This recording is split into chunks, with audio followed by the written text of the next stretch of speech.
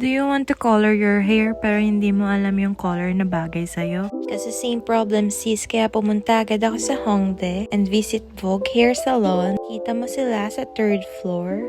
Pag nasa 3rd floor ka na, ito yung sasalubong sa'yo. So today, magko-color analysis dyeing ako. And they are so sweet, they give me snack pa. Ayan, they cover my head to start the color analysis.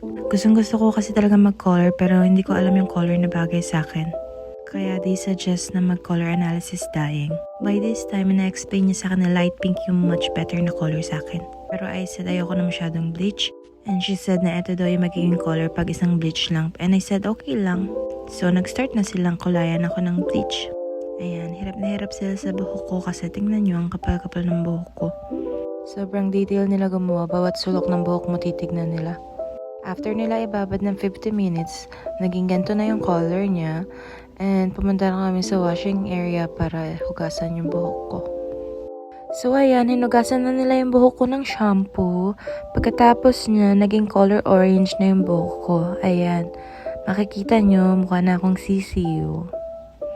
After nyan, pinatungan na nila ng pink. Dito pa lang gustong-gusto ko na yung kulay ng buhok ko.